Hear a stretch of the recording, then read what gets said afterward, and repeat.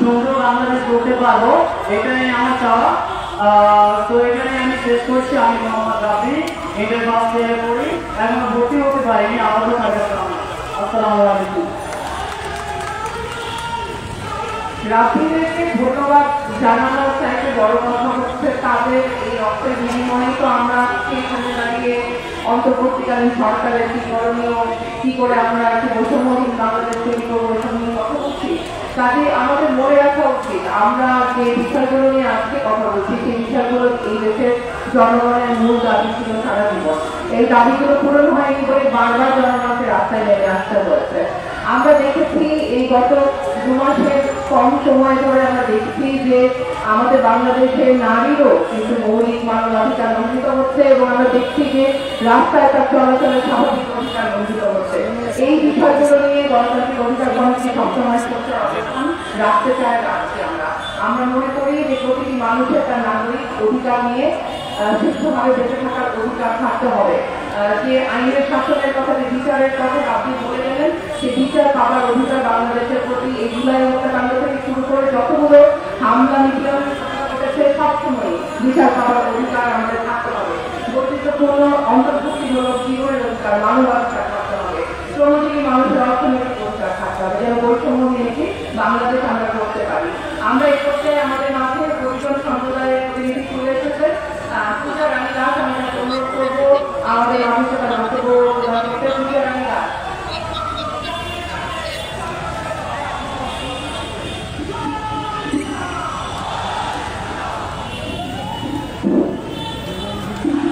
সবাইকে নমস্কার। সভাপতি ও সুখী সমাবেশ সবাইকে বহির্জন দৈনিক জনগোষ্ঠীর পক্ষ থেকে জানাই শুভেচ্ছা ও অভিনন্দন। জুলাই অভিযানে যারা শহীদ হয়েছেন তাদের প্রতি শ্রদ্ধা ও আত্মদের প্রতি সহমর্মিতা জানাচ্ছি। মানুষ জন্মগতভাবেই অন্য বস্তু শিক্ষা, চিকিৎসা, বাসস্থান অধিকার লাভ করেছে। অথচ আমরা দেখেছি বেশিরভাগ মানুষ নানানভাবে অধিকার বঞ্চিত হয়ে নিম্নভাবে অমানবিকভাবে জীবনযাপন করছে। সারা দেশে প্রায় 18 লক্ষ হরিজন দলিত জনগোষ্ঠী রয়েছে বাস করে। তারা গ্রাম, শহর, বন্দর, অফিস, আদালত, রাস্তা পরিষ্কার করে রাখে। অথচ আমাদের সমাজে নিচু চোখে দেখা হয়, সমাজে আমাদের নানানভাবে বৈষম্য শিকার হতে হয়। জুলাই অভিযানের প্রেরণা ছিল বৈষম্যহীন সমাজ গড়া। সব মানুষ অন্তত কাজ পাবে, ভাত পাবে, শিক্ষা পাবে। এই প্রেরণা ধারণ করতে হলে গণতান্ত্রিক অধিকার কমিটিকে আমাদের নিয়ে কাজ করতে হবে। আপনারা জানেন গত জুন মাসে 10 তারিখ থেকে আমাদের নিরঞ্জিত কলোনিতে ভূমি উচ্ছেদ হয়েছিল। তখন আমরা নারীরা এবং নিরঞ্জিত শিক্ষার্থীরা মিলেই মেয়র, তাপস ও কাউন্সিলরের বিরুদ্ধে আমরা রুখে দাঁড়াই। উঠে গিয়ে সেখানে আমাদের নারী ও শিক্ষার্থী স্টুডেন্টরা মিলে আমরা সেই ভুলমেজারের সামনে দাঁড়িয়েছিলাম আমরা নিজের ভূমি রক্ষা করার জন্য। তো সে সময় আমরা নিজের অধিকার কাকে বলবো, কোথায় যাবো, আমরা নিজেই বুঝতে পারি না। তখন আমরা নিজেরাই নিজের অধিকার এবং ভূমি রক্ষার জন্য দাঁড়িয়ে গেছি। এবং আমি অন্তর্বর্তী সরকারের কাছে দাবি জানাবো আমাদের ভূমি থেকে উচ্ছেদ করা না হোক। কারণ আমরা সেই 400 বছর পূর্ব আমরা সেই 400 বছর পর্যন্ত বাপ দাদা এমন থেকে আমরা সেই জমিতে আছি। এখন আমাদের গলায় অবস্থ থাকে।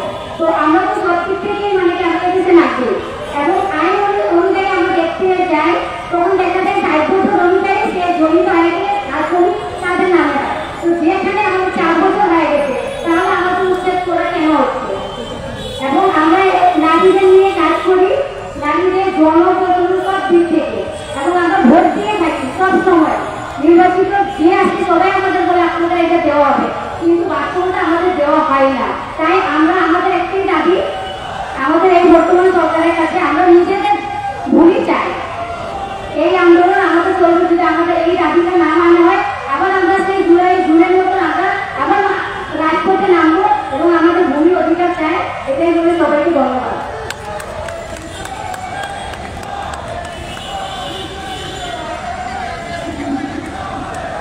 ধন্যবাদ জানাই পূজা রানীকে। আমরা এখানে আজকে এই কমিটির যে সমাবেশ অনুষ্ঠিত হচ্ছে এই সমাবেশে আমাদের মাঝে কমিটির সদস্যদের মধ্যে উপস্থিত আছেন শিক্ষক, শিক্ষার্থী, সাংবাদিক, চিকিৎসক, স্থপতি, চারুশিল্পী, সংস্কৃতি কর্মী, আইনজীবী, চলচ্চিত্র কর্মী, কবি, লেখক, মানবাধিকার কর্মী, শ্রমিক, শিক্ষার্থী সহ নানা সম্প্রদায়, শ্রেণী এবং পেশার মানুষ। আমরা সকলের কথা হয়তো শুনতে পারলাম না, কিন্তু আজকে আমাদের আরো নির্ধারিত আলোচক আছেন, তাদের কথা আমরা শুনবো। এই মুহূর্তে আমাদের সামনে বক্তব্য রাখবেন আইনজীবী এবং মানবাধিকার কর্মী জ্যোতির্ময় বড়ুয়া।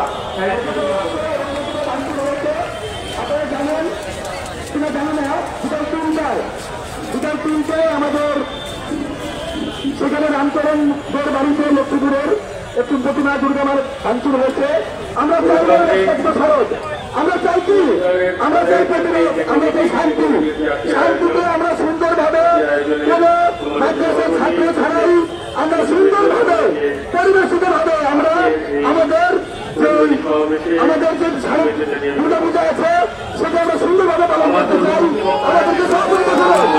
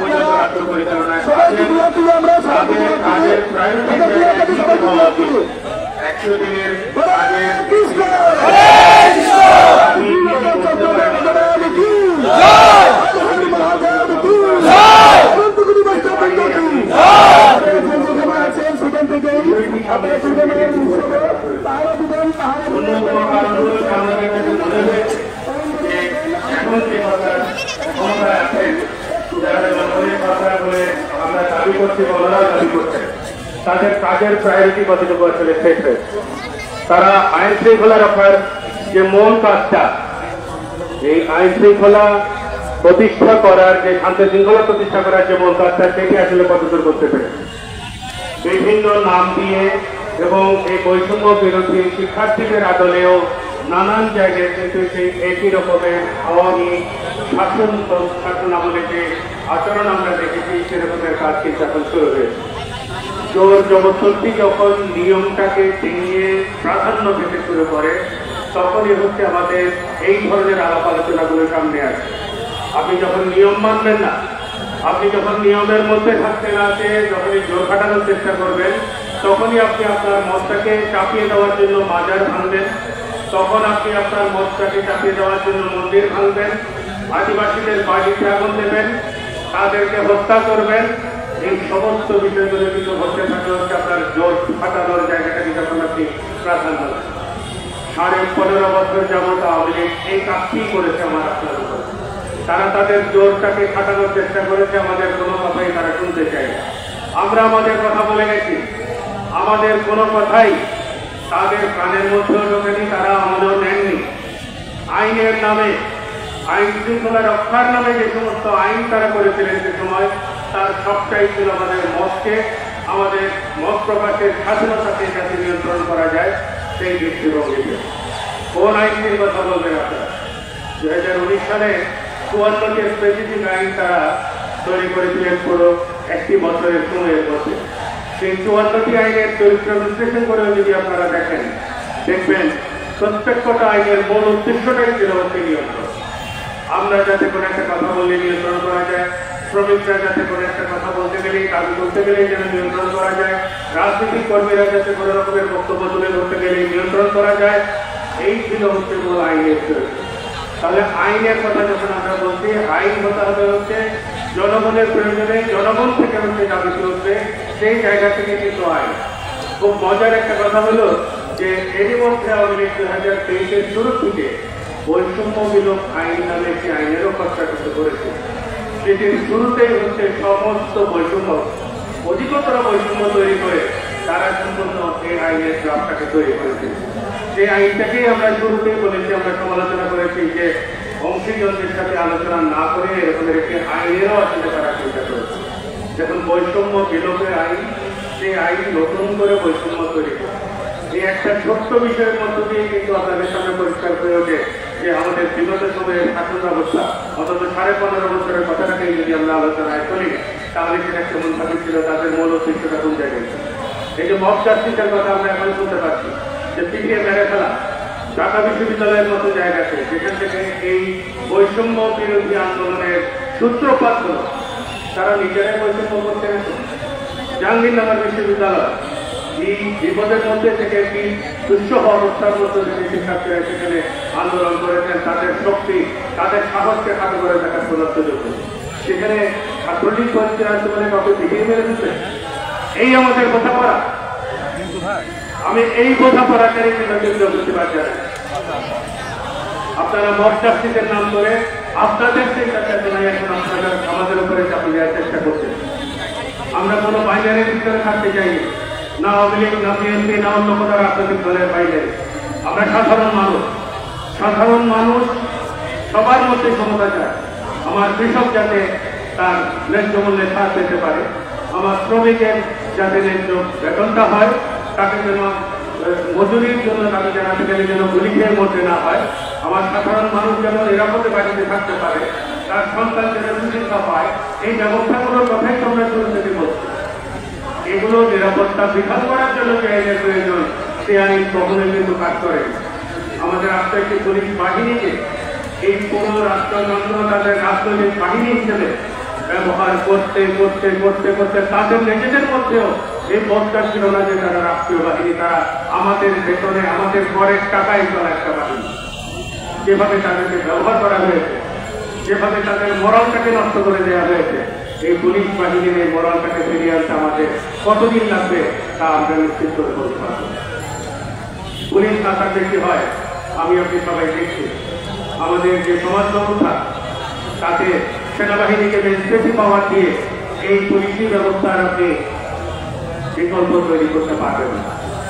সেনাবাহিনী দিয়ে আমরা পার্বত্য অঞ্চলে দেখেছি হচ্ছে, সেখানে যারা জোর করে যেসব বাঙালিদেরকে থাকার ব্যবস্থা করে দেওয়া হয়েছে, তাদের হত্যা লুটপাট চালানোর সহযোগী হিসেবে কিন্তু তারা কাজ করছে।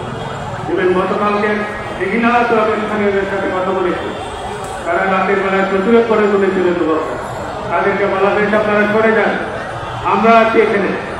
তারা বলেছে যে আপনারা দিনের বেলায় বাজারে একই কথা বলেছিলেন যে আমরা আছি এখানে, তোমরা সরে যাও। তারপরে আপনারা তাদেরকে অগ্নিসংযোগ এবং লুটপাট হত্যা করার সুযোগ তৈরি করে দিয়েছেন। এই কথা বলার পরে তাদের বিরুদ্ধে ভাতৃদণ্ডা শুরু হয় এবং এক পর্যায়ে সেনাবাহিনী তাদেরকে গুলি চালায়। সেই গুলি চালানোর ভিডিও এখন আমরা সামাজিক যোগাযোগ মাধ্যমে ঘুরে বেড়াতে দেখি। আজকে রাঙামাটিতে কি হল? আজকে গতকালকে দিঘিনালার ঘটনার পরে রাঙামাটিতে আগে থেকেই কেন প্রতিরোধ ব্যবস্থা তৈরি করা হলো? কেন দুপুর 2টা-3টা বাজার পর সেখানে 144 ধারা জারি করা হলো? কেন আগে থেকে মানুষগুলোকে নিরাপত্তা দেওয়ার কথা আমরা ভাবিনি? এরা আমার দেশে সংবিধান অনুযায়ী, যে সংবিধান আমরা এখনো বলছি যে বলবৎ আছে, তারাও কিন্তু বাংলাদেশের সমান নাগরিক, সব রকমের সমান অধিকার ভোগ করার এখতিয়ার তাদের আছে।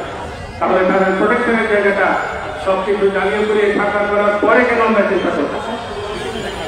পরিজন সম্প্রদায়ের এক বন্ধু বক্তৃতা দিয়ে গেলেন, তাদেরকে হঠাৎ করে উন্নয়নের নাম করে তারা যে রোহিং জায়গাটাতে বসবাস করতেন পুরান ঢাকায়, সেখানে হঠাৎ করে মজুর রাস্তাকে ভাঙতে শুরু করা হলো। তারও আগে যদি দেখেন কেরানীগঞ্জে হাতির ঝিলের মধ্যে একটি প্রকল্প করার নাম করে শত শত মানুষের সরকারি বলা হয়েছে। অন্তত 460টি পরিবার এসেছিলেন আমার কাছে উচ্চ আদালতে এই নিয়ে মামলা করার জন্য। একের পর এক আদালত এম্বারেস্টিং করেছেন। কেন? এটি তাপসের জন্য, এখানে দাঁড়ানো যাবে না। তাপসের বিরুদ্ধে তাদেরকে সাহস ছিল না আদালতগুলো। আমরা কোর্টের বিচারক মহোদয়দেরকে বলেছি যে তাপসের প্রদেশ বলে আপনারা দিতে পারবেন না।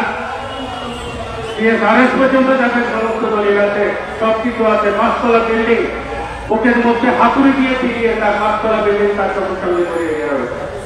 কিসের ভিত্তিতে? কোন আইনে চলছিলাম আমরা? কোন আইনের কথা আমরা এখন বলছি?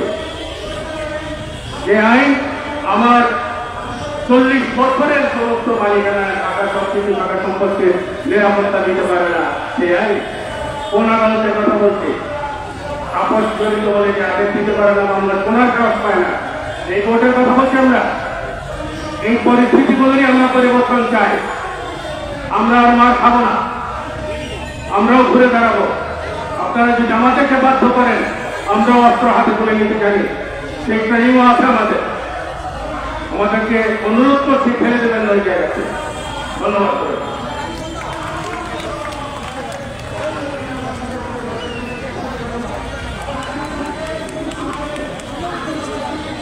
ধন্যবাদ প্রতিমা বাবু। আমি এরপরে আহ্বান জানাচ্ছি পার্বত্য চট্টগ্রামের মানুষের অধিকারের লড়াই কর্মী এবং আয়নাঘরের 5 বছর বেতন থাকা মাইকেল চাকমাকে তার বক্তব্য পেশ করার জন্য।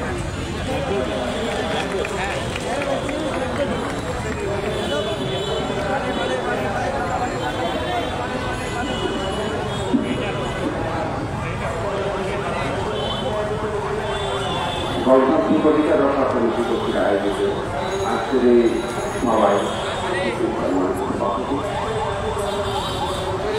এবং মঞ্চবিশিষ্ট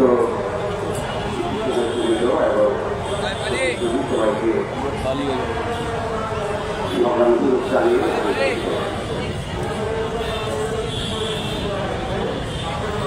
আসলে এই জায়গায় দাঁড়িয়ে আমি কোনো আগে বলবো, কথা পরে বলবো, সেই কথা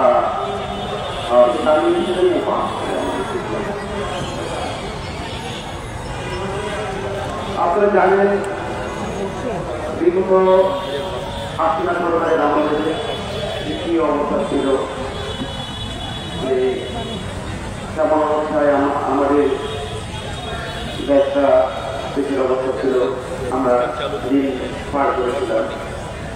আমি এক কথায় বলবো যে আমাদের এই দেশটাকে কারাগার বানানো হয়েছিল। আমরা সবাই কারাগারের মধ্যে ছিলাম। দেশের মানুষ সবাই যার যার জায়গায় সে বন্দী ছিল।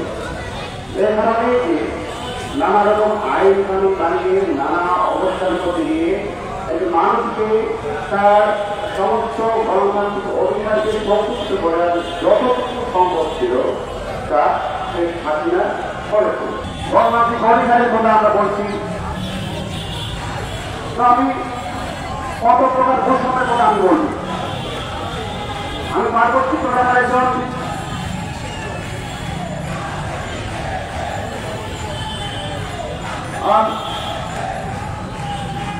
জাতিসত্তার জনগণের অংশ, সেখানকার একজন কাকমা অথবা মারমা অথবা সেখানকার যারা জনগণের প্রতিনিধি হিসেবে আমি এই যে বৈষম্যের কথা যেটা বলা হচ্ছে, আমি কোন কোন বৈষম্যগুলো আমি আজকে এটা তুলে দেবো আমি বলে ফের পাচ্ছি না।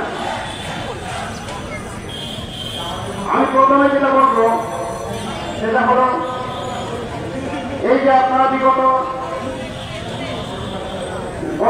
গত কালকে যে ঘটনা ঘটল দিঘিনালায়, একটা তার আগের দিন সাগরে একজন মোটরসাইকেল চোরকে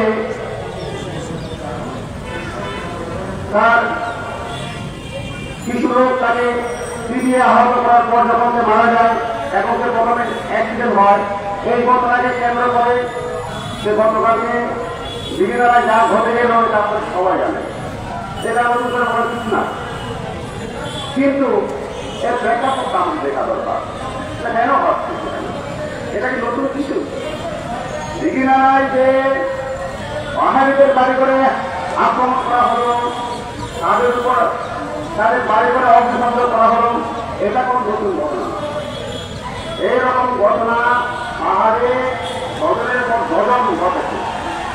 এই ঘটন শেখ হাসিনার সময়, তার যে ট্রেনিংয়ের সময় আমাদের ওই এলাকায় অনেকগুলো ঘটনা ঘটেছে। এরকম পাহাড়িদের আক্রমণ, অগ্নিসংযোগ, বাড়ি থেকে বিতরণ করা, ব্যবসা প্রতিষ্ঠানে অগ্নিসংযোগ, হামলা, এসব ঘটনা ঘটেছিল। এটা কেন হয়? এটা হচ্ছে, এটা করায় সেখানকার যে শাসন ব্যবস্থা, এই বৈষম্যের কথা যদি আমরা বলি, সবচেয়ে বড় বৈষম্য হলো যেটা সামাজিক শাসন বোঝা যায়। আমি বলি একটা দেশে দুই রকম নীতি থাকতে নেই। বৈষম্যের কথা যদি আমরা বলি, সবার আগে আমাকে বলতে হয় সেখান থেকে সামরিক শাসন প্রত্যাহার করতে হবে। আমরা সবাই জানি ৯৭ সালে যে চুক্তিটা হয়, এই চুক্তির পরে তো সেখানে বৈচিত্র হয় যে সেখানে সামরিক শাসন বজায় রাখতে হবে। কোন চুক্তিতে সেখানে অপারেশন উত্তরের নামে সামরিক শাসন বজায় রাখতে হবে, এই প্রশ্ন আমি করতে চাই। এই সরকার অন্তর্বর্তীকালীন সরকার যদি বৈষম্যহীন একটা রাষ্ট্র পরিচালনার উদ্যোগ যদি নেয়, তাহলে আগে পার্বত্য চট্টগ্রাম থেকে সামরিক শাসন প্রত্যাহার করতে হবে। একটা দেশের একটা অংশকে কারাগার বানিয়ে সামরিক শাসনের অধীনস্থ রেখে কিন্তু দেশে বৈষম্যহীন গণতান্ত্রিক ব্যবস্থা কায়েম সম্ভব নয়। তো এই কারণে এই যে যা হচ্ছে সেখানে হামলা, লুটপাট, ভাঙচুর এর সবই সামরিক শাসনের সাথে সম্পর্কিত। সেনাবাহিনী যে সামরিক বাহিনী তাদের সামরিক শাসনকে জাহির করার জন্য, যুক্তিগুলো তুলে ধরার জন্য যে তাদেরকে সেখানে থাকা দরকার, এইটা প্রমাণ করার জন্য তারা পরিকল্পিতভাবে কিছু সরকারদের সাথে হাত মিলিয়ে যোগাযোগ রেখে পরিকল্পিতভাবে এইসব ঘটনা ঘটায়। এখন আমরা বলতে চাই, এই কথা যখন আমি বলি আমাকে কি বলা হয়? আমাকে বলা হয় শুধু সন্ত্রাসী। আমি যখন আমার অধিকারের প্রশ্ন তুলি তখন বলা হয় শুধু সন্ত্রাসী। তোমার দেশটাকে বিচ্ছিন্ন করতে চাও, তাহলে আমি বলবো এই সব প্রতিমীমাংসার একমাত্র কারণ হলো সেখান থেকে সামরিক শাসন প্রত্যাহার করে সারা দেশের মতো গণতান্ত্রিক পরিবেশ আমরা সেখানে চাই। আরেকটা বড় কথা হলো, এই যে বৈষম্যের মধ্যে আরেকটা সবচেয়ে বড় বৈষম্য হলো সেখানে স্বরাষ্ট্র মন্ত্রণালয় কর্তৃক 11 দফা নির্দেশনা সেটা জারি রাখা হয়েছে। সেই 11 দফা নির্দেশনার মাধ্যমে পার্বত্য চট্টগ্রামকে সমতল থেকে বিচ্ছিন্ন করে রাখা হয়েছে। ওখানে যেতে হবে শুধু বিদেশিদের নয়, দেশের মানবাধিকার পত্র সহ সকলকে স্বরাষ্ট্র মন্ত্রণালয়ের পারমিশন নিয়ে যেতে হবে এবং সেখানকার অধিবাসীদের সাথে কথা বলার সময় কোন এক পুলিশ অথবা সরকারি কোনো সংস্থা লোক সাথে নিয়ে কথা বলতে হবে। তাহলে এসব নিয়ম কেন? এটাই একটা বড় বৈষম্য। এখন বৈষম্যের কথা আমরা বলছি, বৈষম্যহীন রাষ্ট্রের কথা বলছি, গণতান্ত্রিক অধিকারের কথা বলছি। তো আমি আজকে এখানে দাঁড়িয়ে আমি বলবো যে দেশের সকল মানুষের প্রতি আমরা আহ্বান জানাতে চাই, বলতে চাই, আসুন আমরা একসাথে আমরা একটা পার্বত্য চট্টগ্রাম সহ সারা দেশে বৈষম্যহীন গণতান্ত্রিক রাষ্ট্র ব্যবস্থা কায়েমের জন্য আমরা একসাথে লড়াই সংগ্রাম করি এবং আমরা পাহাড়ের সমতলে এই লড়াইয়ের মধ্যে দিয়ে একটা সুন্দর বাংলাদেশ করি। এই আহ্বান জানিয়ে এই আশাবাদ ব্যক্ত করে আমার বক্তব্য এখানে শেষ করছি। সবাইকে ধন্যবাদ। ধন্যবাদ মাইকেল চাকমাকে। আমরা একটুখানি বলে নিতে চাই যে আমরা যে গণতান্ত্রিক অধিকার কমিটি করেছি তার কিন্তু অনেকগুলো কারণ রয়েছে। আমরা জানি বাংলাদেশে একটা শিক্ষার্থী জনতার অভ্যুত্থানের পরে একটা অন্তর্বর্তীকালীন সরকার গঠিত হয়েছে, যে সরকারের অভ্যুত্থানকারী শিক্ষার্থীদের অংশগ্রহণ আছে। কিন্তু তারপরেও কেন আমাদেরকে গণতান্ত্রিক অধিকার কমিটির মতো কমিটি তৈরি করতে হচ্ছে? কারণ আমরা এই সরকারকে এবং একই সাথে এই ছাত্র আন্দোলনকে সবাইকেই কিন্তু নানানভাবে তাদের কাজের জন্য জবাবদিহিতার মধ্যে রাখতে চাই। আমাদের কিন্তু সুযোগ প্রসারী এবং আমাদের মধ্যমেয়াদী নানান রকম লক্ষ্য উদ্দেশ্য রয়েছে, যা বাংলাদেশকে একটি গণতান্ত্রিক দেশে পরিণত করার জন্য অত্যন্ত গুরুত্বপূর্ণ। এ পর্যায়ে আমি আহ্বান জানাচ্ছি আমাদের সকলের প্রিয় চিকিৎসক, জনতা চিকিৎসক ডাক্তার হারুনুর রশিদকে তার বক্তব্য রাখতে।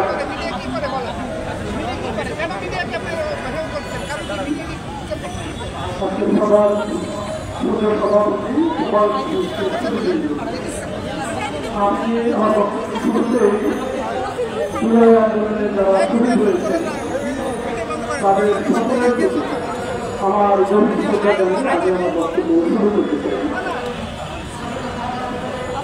আমি খুব বেশি বিষয়ে বলবো না, অনেকেই অনেক বিষয়ে বলেছেন বা এরপরেও যারা বলছেন তারা গুরুত্ব করে কথা বলছেন।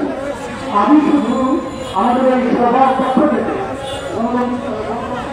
অধিকার কমিটির পক্ষ থেকে আমাদের বর্তমান সরকার, এই সরকারের প্রধান উপদেষ্টা, বিশেষভাবে তাকে এবং অন্য যারা উপদেষ্টা হয়েছেন তাদেরকে সাধুবাদ জানানো, কংগ্রাচুলেট করার কাজটাই করতে চাই, এর বেশি আমি বলতে চাই। এই প্রসঙ্গে আমি যেটা বলতে চাই, আমাদের প্রধান উপদেষ্টা উনি পণ্ডিত ব্যক্তি, অর্থনীতির ছাত্র, অর্থনীতির শিক্ষক, অর্থনীতির পিএইচডি, তারপরে হলো আমাদের নতুন বেরিয়ে শিক্ষাকারী যারা নানান জিনিসপত্র আছে এবং নোবেল তাদের শান্তি। উনি যখন প্রধান উপদেষ্টা হিসেবে তার হিসাবে গ্রহণ করেন তখন উনি একটা কথা বলেছেন যে তাকে ছাত্ররা নিয়োগ প্রদান করেছে। তো উনি আপনার হলো যে শপথ গ্রহণ করলেন হলো 8 অক্টোবর, কিন্তু আজকে সেপ্টেম্বর মাসের 20 তারিখ, আপনার 2 দিন পরে সম্পূর্ণ ঢাকা বিশ্ববিদ্যালয় তুলতে যাচ্ছে। কিন্তু কেন এই 1.5 মাস যারা তাদেরকে নিয়োগ করেছে, সেই নিয়োগ যারা করলেন তাদের কাজটা অর্থাৎ তাদের পড়ালেখার কাজটা কেন উনি 1.5 মাস বসিয়ে রাখেন, সেই বিষয়টা আমার কাছে খোলাসা না। এটা আমার মাথায় ঢুকে না যে নিয়োগকর্তার যে কাজটা সেটা তোকে আটকে রাখে, এটা কারণটাকে আমি জানি না। এবং এরপরেও কতগুলো ঘটনা ঘটেছে, আপনারা দেখেছেন যে ছাত্ররা শিক্ষকদের জোর করে বর্ণনা করেছেন, তাদের গায়ে জুতার মালা দিয়েছে। তো এই বিষয়টা কি মাননীয় প্রধান উপদেষ্টা এবং মাননীয় উপদেষ্টাদের চোখে পড়েছে? তারা একটা রূপ সার্ভিস দিয়েছে, তারা বলেছে না এগুলো হওয়া উচিত না। কিন্তু রাষ্ট্রের ক্ষেত্রে কোনো নিউজ সার্ভিসের কোনো জায়গা আছে আমি তা মনে করি না। এটা আমাদের কোনো সাধারণ যে মানুষ তাদের পক্ষে নিউজ সার্ভিস দেওয়ার একটা বিষয় যেটা ওনাদের কাছে আছে আমি তা মনে করি না। এরপরে একটু খেয়াল করে দেখেন, আমাদের ঢাকা বিশ্ববিদ্যালয়ের সমস্ত প্রশাসন পরিবর্তিত হয়েছে এবং অবশ্যই আমরা আশা করেছি যে তারা আমাদের যে আকাঙ্ক্ষা, ছাত্রদের যে আকাঙ্ক্ষা, তাদের যে গণতান্ত্রিক আকাঙ্ক্ষা সেইটা তারা কার্যকর করবে। তারা কিন্তু এখনো বিশ্ববিদ্যালয় খোলার খুলতে পারেনি। কি করেছেন কদিন ধরে আপনারা যদি একটু বিশ্ববিদ্যালয় খেয়াল করে দেখেন তাহলে কিন্তু ঘটনাগুলি ঘটেছে। কৃষ্টি থেকে হঠাৎ করে চায়ের দোকানগুলি বন্ধ করে দেওয়া হয়েছে। আবার দেখলাম আপনার হলো সবাই বিদ্যালয়ের গেলে তালা বেড়ে গিয়েছে। এই কাজগুলি কেন আমাদের কাছে গুরুত্বপূর্ণ মনে হয়েছে আমি জানি না। এবং গত 10 দিন যে 2 জন ছাত্র, 2 জন মানুষ, একজন ঢাকা বিশ্ববিদ্যালয়ে একজন চোরই বলবো আমি আছে এবং অনেকে বলেছে আমাকেও চোর বলে ডাকে। এটা এই কারণে আমি যদি চোর হই তাহলে কারোর পক্ষে আমাকে পিটিয়ে হত্যা করার কারোর কোনো অধিকার আছে কিনা এই পরিষ্কার থাকে। তাইলে এই একজন এবং জাহাঙ্গীর ভাষীদের একজন শিক্ষার্থী, প্রাক্তন শিক্ষার্থী যিনি ছাত্রলীগ করছেন, এই 2 জনকে হত্যা করা হচ্ছে। এটা অ্যাপারেন্টলি মনে হতে পারে যে এইটা একটা কাকতালীয় ব্যাপার, এটা মোটেই তা না। এটা তাদের যে ক্ষমতা, সেই ক্ষমতা দেখাবার একটা কৌশল। সেই ক্ষমতাটা গত 16 বছর ধরে আপনার ছাত্রদের দেখিয়েছে। শুধু যে ছাত্রদের দেখায় তারা এরকম সেই পাকিস্তান থেকে 75 শুরু করে পরবর্তীকালে সে 72 থেকে আজ পর্যন্ত সবসময় তারা ক্ষমতায় থাকে, তাদের সাথে যে ছাত্র সংগঠন থাকে তারা এই কাজগুলি করে থাকে। আপনারা যে কথা বলেছেন ছাত্র রাজনীতি বন্ধ করার কথা কেন বলেছেন, যে রাজনৈতিক দলের নেতৃত্ব হিসাবে তারা এই কাজটা করেছে। আমি স্পষ্ট ভাষায় বলতে চাই, যারা ক্ষমতায় থাকে তাদের সাথে যারা থাকে তারা এই নেতৃত্ব হয়ে তারা তাদের সুবিধা অর্জন করে। যেমন আপনাদের আমাদের এখানে প্রশাসন আছে, আইন আছে, পুলিশ আছে, আপনার আর্মি আছে। তাহলে আনসারকে যখন রাস্তায় যখন থাকলো তখন আনসারকে দমন করার জন্য যে ছাত্ররা গিয়েছিলেন তারা কিসের ক্ষমতা দেখা দিয়েছিলেন। অর্থাৎ আমাদের পরিষ্কার কথা, আপনাদের ক্ষমতাকে একটা বলয় দেখাতে চান, তারই একটা উপায় হিসাবে ছাত্ররা কিন্তু বন্ধ করার জন্য হাইলাইট করছেন। আমি পরিষ্কার কথা বলতে চাই, সেটা হলো ঢাকা বিশ্ববিদ্যালয়ের কর্তৃপক্ষের কাছে এই ধরনের বুদ্ধি আপনাদের মাথা থেকে ছেড়ে ফেলুন। এভাবে আপনারা কিচ্ছু করতে পারবেন না। ঢাকা বিশ্ববিদ্যালয়ের ঐতিহ্য হলো আমাদের এখানে যা কিছু অন্যায় হয়েছে, সে পাকিস্তান থেকে শুরু করে যা কিছু অন্যায় হয়েছে তার বিরোধিতা করেছে ঢাকা বিশ্ববিদ্যালয়ের শিক্ষার্থীরা, এই জুলাই আন্দোলন করেছে। অর্থাৎ তাদেরকে বিরামকরণের নামে আপনাদের ওই বৈষম্য বিরোধী কয়েকজন সমন্বয়কের মানববল বজায় রাখার জন্য আপনারা ছাত্ররা কিন্তু বন্ধ করবেন, এটা কেউ মেনে নেবে না। আমাদের প্রধান উপদেষ্টা কিন্তু অর্থনীতিতে কিন্তু আপনার হলো নোবেল পুরস্কার পায়নি, উনি নোবেল পুরস্কার পেয়েছেন শান্তি। আমাদের পাহাড়ে যে শান্তি নাই এটা আমার চোখে পড়ে না। পাহাড়ে যদি শান্তি না থাকে তাহলে হয় আপনি আপনার নোবেল পুরস্কার প্রত্যাখ্যান করুন, অথবা পাহাড়ে শান্তি স্থাপন করুন। তা না হলে আপনি শান্তি নোবেল পুরস্কার এই সরকার কোন মানে থাকে না। আমার খুব পরিষ্কার কথা, আমাদের বন্ধুরা বলেছে আমি ডিজাইনে যাব না। পাহাড়ে গত 2 দিনে যে ঘটনা ঘটেছে সেখানে যে আগুন জ্বলেছে, এই আগুন আপনারা পত্রিকাকে রেডিও টিভি এগুলি বন্ধ করে এগুলি বন্ধ করতে পারবেন না। মানুষের সাথে চলে এসছে এবং ওই আগুন ছড়িয়ে পড়বে সর্বত্র। এটা সম্পর্কে আপনাদের সজাগ থাকতে হবে। অতএব আমি যে কথা বলতে চাই সেটা হলো পাহাড়ে এটা বন্ধ করুন। আপনার বৈষম্যের কথা বলেছেন, যারা আজকে বাজারে যান, করলার দাম, পেঁয়াজের দাম, এগুলোর দাম কি কমেছে? আগে তো সিন্ডিকেট করতো আওয়ামী লীগের লোকেরা, তাহলে এখন সিন্ডিকেট কারা করে? তাই ওই জিনিসের দাম কেন কমে যায়? আপনার আর্মির লোকজনরা কোথাও না থাকে আমার আসলে দিয়েছিল, কেন দিয়েছিল সেই প্রশ্নের জবাব আপনাদের দিতে হবে। শ্রমিকদের প্রতি আপনাদের দৃষ্টিভঙ্গি এবং আমি আমার বক্তব্য বাড়াতে চাই না, কারণ আমাদের সময় শেষ, সবাই কথা বলবে। আমি সর্বশেষ যে কথাটা বলতে চাই সেটা হলো আমরা জানি যে আমাদের দেশের ঋণ নিয়ে কি পরিমাণ কারুকার্য হয়েছে। যে তার খুশিবাবু ঋণ নিয়েছে, তারপর খেলাপি হয়েছে, তারপর সেটাকে রাইট আপ করেছে, কিন্তু নানান গল্পগুজব হয়েছে। কিন্তু আমাদের কৃষকরা তারা কোথায় ঋণ পায়? তাদের তো কোনো ঋণ পাওয়ার কোনো জায়গা থাকে না, তাদের সরকারি প্রতিষ্ঠানে যেতে পারে না, সেখান থেকে কোনো ঋণ পায় না। তারপরে কোথায় যায়? তারপরে যায় এনজিওর কাছে, তারপরে এনজিওর কাছে যায় এবং এনজিওর অদ্ভুত ব্যাপার আছে। আপনারা কারখানাগুলিতে দেখবেন তারা যখন লোন নেয়, লোন নেওয়ার পরে তারা একটা হলিডে পিরিয়ড পায় যে আগামী 1 বছর বা 2 বছর তার উৎপাদনে যাবে না, তারপর তার লোন পরিশোধের কিস্তি শুরু হবে। আর আমার কৃষককে কখন লোন পরিশোধ করতে হয়? আপনি আজকে যদি আপনি লোন দেন, আগামী সপ্তাহে তাকে এনজিওকে লোন পরিশোধ করতে হয়। এবং বর্তমান সরকারের প্রধান উপদেষ্টা সহ বেশ কয়েকজন আপনারা এনজিওর সাথে যুক্ত এবং আপনাদের এখনো তার সাথে যুক্ততা আছে কি আছে না আমাদের কাছে পরিষ্কার না। আমি যে কথা বলতে চাই, এখানে একটা কনফ্লিক্ট অফ ইন্টারেস্ট আছে। অতএব আপনাদের এক জায়গা পরিষ্কার করুন, হয় উপদেষ্টা থাকুন, নাহলে এনজিওর সাথে সম্পর্ক ত্যাগ করুন। এটা যদি না করতে পারেন, আপনাদের এরই মধ্যে যে টাকাটা নিয়েছেন বা ছুটতে দেওয়ার ব্যবস্থা করেছেন সেটা জনগণের বিপক্ষে চলে যাবে। যেমন সালমান রহমান আমাদের টাকা নিয়েছিল শিল্পের উপদেষ্টা নামে।